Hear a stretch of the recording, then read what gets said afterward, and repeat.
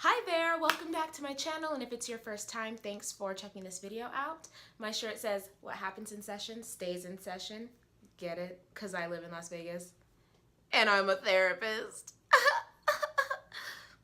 I'm not funny, but I thought the shirt was cool. I just wanted to make a video real quick about how to choose a therapist. Like how do you shop for a therapist, or kind of discern who you want to see for your therapy. So I think there's a couple of things that you can do to make the process go a little bit more smoothly. Definitely, I would say first thing is ask around.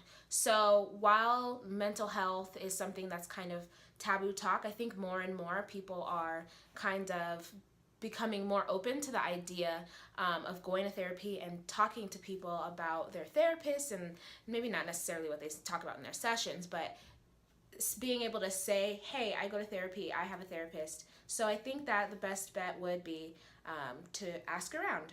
Put it on Facebook, or, if you don't want to do it that publicly, ask a friend, a close confidant, if they happen to know anyone. Word of mouth, we usually see as like the most respectable, I guess. You trust whoever it is you're asking, so when they give you a referral, you trust that that person is someone who's going to have your best interest at heart. I would say second is that you want to go online. Some therapists have like Yelp reviews, so you could try to see if you could find reviews on the therapist. You can also use like a search engine like Psychology Today, which can narrow down the therapists in your area by zip code, or by your insurance, or by what concern it is that you're going to therapy to seek help for. So if you're going for family conflict, they have a little tab that says family conflict. You would click that, and the therapists that specialize or put on their profile that they specialize in family conflict will then pop up. So that can be a really helpful way to narrow down the search as well, because there are a lot of mental health professionals in the field. I might need to do a different video about the difference between mental health professionals, because clinical professional counselors are different than marriage and family therapists, which is what I am, and licensed social workers and psychologists and psychiatrists. So we do different stuff, and then there's some things that are overlapping. So it can get kind of confusing when you're trying to find a therapist, but that's why I say, again, ask around. You never know what referral you might get. And typically, if it's something that a clinician can't work with, then they will, or is unable to address or work with, they should, if they're a good therapist, let you know that they are unable to help you, and then give you a referral or multiple referrals to sources that can. So I'm a marriage and family therapist. I do not practice medicine. I did not go to medical school, so I cannot prescribe drugs. That's what a psychiatrist or a primary care physician can do. So if someone comes to me and says, I have depression, I think I might need some medication to help me through that, I will refer them to their primary care doctor, or to look for a psychiatrist that can help them if they're looking for medication. So typically someone might take medication while they're seeing me, but I'm not the one that's doing their medication management. So the first thing was ask around, ask your friends. Sometimes maybe your coworkers might know how much your copay is or something like that. So ask around.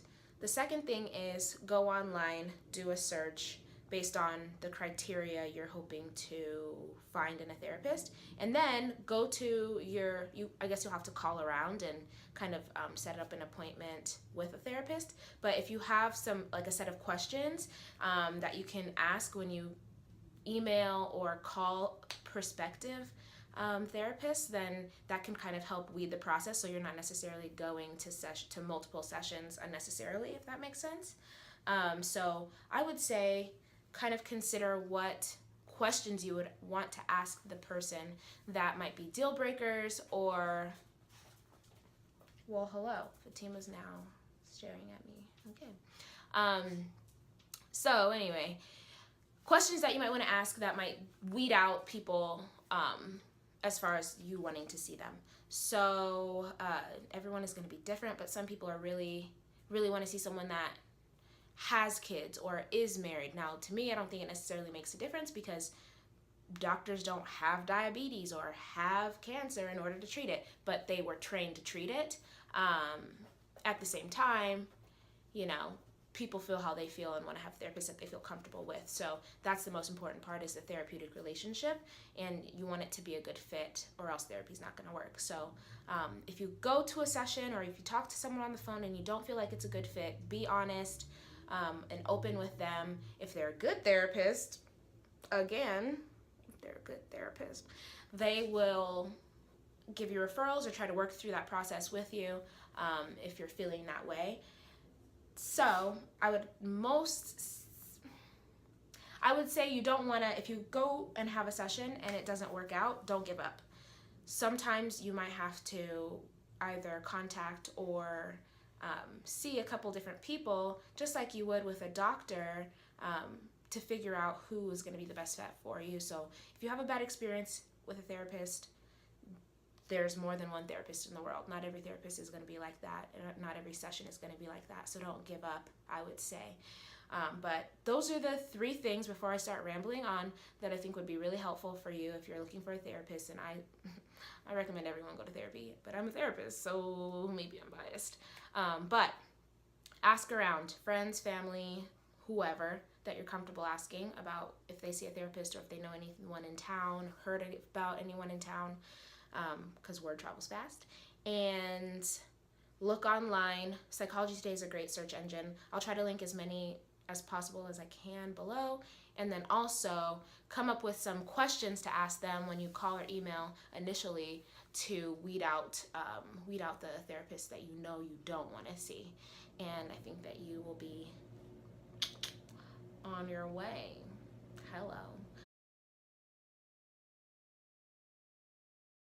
And my shirt says, "What happens in Vegas?" No, that's not what it says. It says, funny, right?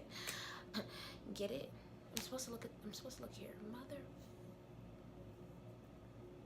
Okay, let's try this again. Help me. I need help. Okay, I'm just kidding.